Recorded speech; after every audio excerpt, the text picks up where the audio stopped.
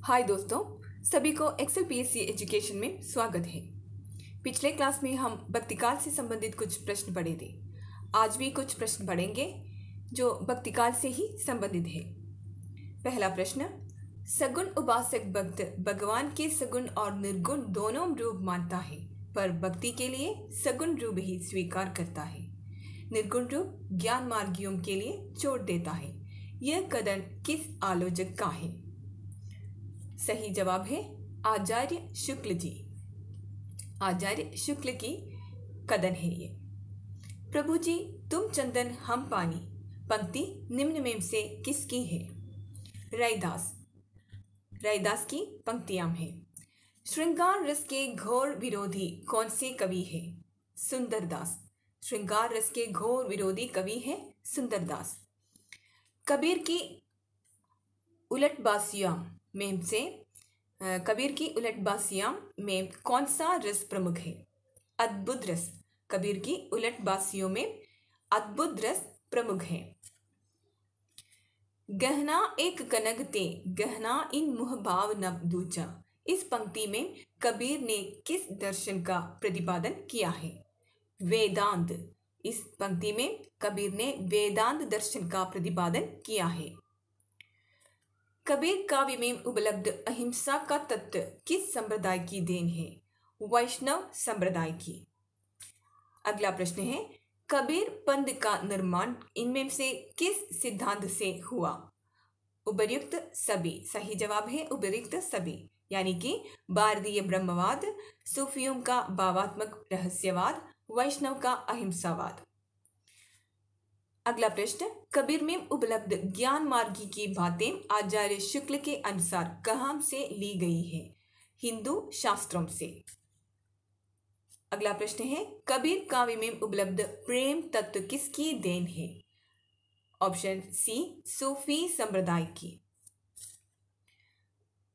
अगला प्रश्न है, हिंदी का कौन सा कवि समाज सुधारक पहले है, भक्त और कवि बाद में है? कबीर। कबीर द्वारा प्रयुक्त कुंडलिनी योग की परिभाषित शब्दावली पर किसका प्रभाव है? नादपंथ। कबीर का सौंदर्य बोध है अपारंपरिक और यथार्थवादी। कबीर का सौंदर्य बोध अपारंपरिक और यथार्थवादी है। कबीर विरचित दुल्हनी गाऊँ मंगलाचार, हम घर आए हूँ राजा राम बरदार जैसे पद किस श्रेणी में रखे जा सकते हैं? कबीर विरचित दुल्हनी गावहु मंगलाचार, हम घर आए हूँ राजा राम बरदार जैसे पद किस श्रेणी में रखे जा सकते हैं? भावात्मक रहस्यवाद। अष्टपदी योग ग्रंथ। अष्टपदी योग ग्रंथ किसके द्वारा विरचित है? हरिदास निरंजनी। कबीर की भक्ति के 3 आधार बिंदु निम्नलिखित में से कौन से हैं? नाम, गुरु, प्रेम। कबीर की भक्ति के 3 आधार बिंदु हैं नाम, गुरु, प्रेम। अगला प्रश्न, किस जैन कवि ने अपने आत्मचरित्र में मधुमालती व मृगावती का उल्लेख किया है? बनारसी दास। अगला प्रश्न, तन चित्ताउर मन राउर किन्हा पंक्ति किस काव्य ग्रंथ की है? पद्मावत। कबीर कानी राखी नहीं वर्णाश्रम षटदर्शनी पंक्ति किसकी है? नाभादास की। मोहम्मदगर के रचनाकार है शंकराचार्य। भक्तिकाल को स्वर्ण युग क्यों माना जाता है? इस काल के साहित्य में निहित समन्वय की भावना, यही कारण है भक्तिकाल को स्वर्ण युग माना जाता है। निम्न संत कवियों का सही कालक्रम का विकल्प बताइए। सही कालक्रम है कबीर, रैदास, धर्मदास, नानक। मलुकदास का जन्म स्थान कढ़ा। मलुकदास का जन्म स्थान है कढ़ा, ऑप्शन डी। निम्नलिखित रचनाओं के संग्रहकर्ताओं का असंगत विकल्प कौन सा है? जो असंगत है, जो करेक्ट नहीं है, सही नहीं है, उसको चुनना है। महला गुरु गोविंद सिंह, यह असंगत है। इनमें से उद्वैतवाद किसको प्रतिपादित करता है? जीव और ब्रह्मा एक है। सही जवाब है ऑप्शन ए, जीव और ब्रह्मा एक है। निम्न संप्रदाय के बेमेल जोड़ों का चुनाव कीजिए। बारकरी संप्रदाय जयनाद, ये बेमेल है, सुमेलित नहीं है। निम्न में से असंगत का चयन, संत कबीर, श्याम सुंदर दास, ये भी सुमेलित नहीं है। जो सुमेलित नहीं है, जो असंगत है, उसको चुनने को बोला है। तो ऑप्शन सी, संत कबीर, श्याम सुंदर दास। संतों के यहाँ नारी की किस रूप की खड़ी आलोचना हुई है? कामिनी रूप। ऋग्वेद के कौन सा आख्यान उपलब्ध होता है? पुरवरा, उर्वशी। इनमें से कौन सी दशा हाल की दशा में गिनी जाती है? नासूत। अगला प्रश्न है, डॉक्टर नगेंद्र ने प्रेमाख्यानक काव्य परंपरा का पहला ग्रंथ किसे माना है? Option B, Hansavali. अगला प्रश्न, इनमें से सूफी साधना के मुकामों में कौन सा शामिल नहीं है? मलकत। आचार्य शुक्ल ने किस प्रेमाख्यानक काव्य परंपरा का पहला ग्रंथ किसे माना है?